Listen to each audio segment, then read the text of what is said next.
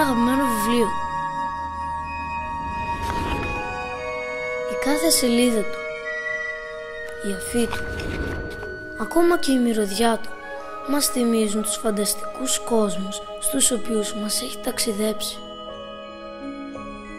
Έχετε σκεφτεί όμως ποτέ να ζωντανέψετε ένα βιβλίο, να βρεθείτε στην ίδια σκηνή με τον αγαπημένο σας ήρωα, να πάτε μαζί του μια βόλτα με το ποδήλατο?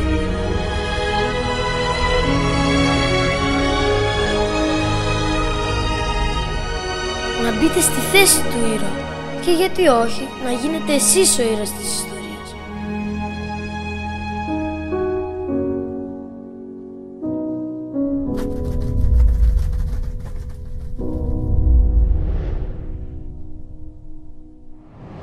Αυτός ακριβώς ήταν ο στόχος του φετινού κινηματογραφικού εργαστηρίου.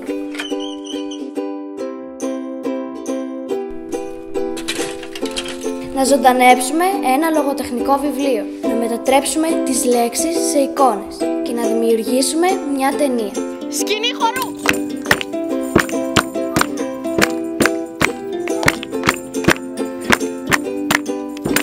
Αρχίσαμε να μελετάμε το βιβλίο μας. Να σκεφτόμαστε πώς να ζωντανέψουμε την κάθε λέξη, πώς ακριβώς θα έμοιαζαν τα σκηνικά μας, τι ρούχα θα είχαν οι ηθοποιοί μας και τι μουσική θα συνόδευε την ταινία μας. Παράλληλα με όλα αυτά, μελετήσαμε τις βασικές τεχνικές λεπτομέρειες του κινηματογράφου. Μάθαμε για τις ρυθμίσεις της μηχανής και το πόσο αντιδρά ο αισθητήρας στο φως. Τι γίνεται αν αφήσουμε για πολλή ώρα να μπει φως μέσα στον αισθητήρα.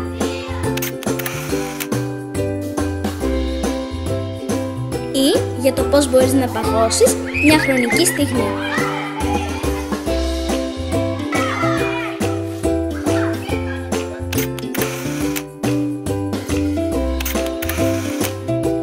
Πήγαμε στο Μουσείο Κινηματογράφου Θεσσαλονίκης και μιλήσαμε με ανθρώπους που έχουν ασχοληθεί με τον κινηματογράφο.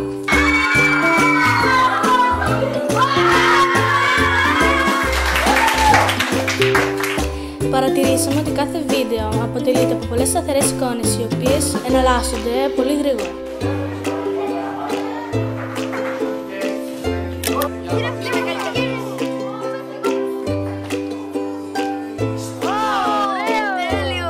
Και προσπαθήσαμε να φτιάξουμε μια μικρή ταινία με πολλές σταθερές φωτογραφίες. Αλλάζουμε.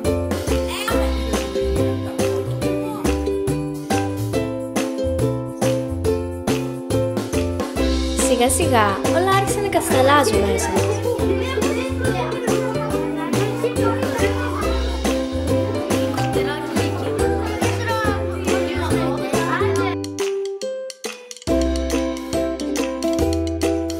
Χωρίστηκαν οι σκηνές, καθορίστηκαν τα πλάνα και φυσικά έγιναν τα πρώτα σκιτσάκια για το πώς θα έμοιαζε η κάθε σκηνή.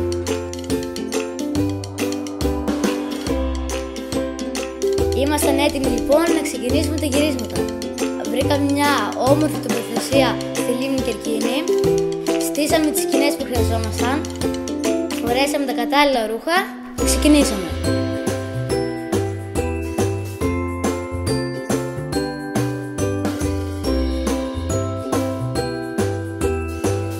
Από τα γυρίσματα εμένα μου άρεσε σκηνές που είχαν στήσει τσιγκάνοι.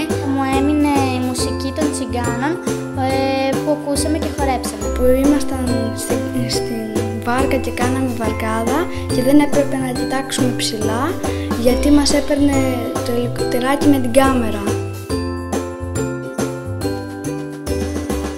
Αυτό που μου έχει μείνει από τα γυρίσματα είναι όταν πήγαμε στη Χρυσοπηγή και έκανε πολύ κρύο, ενώ στην ταινία έπρεπε να είναι καλοκαίρι και ο κύριος Ανδρέας μας κυνηγούσε για να μας σκεπάσουμε το μπουφάν.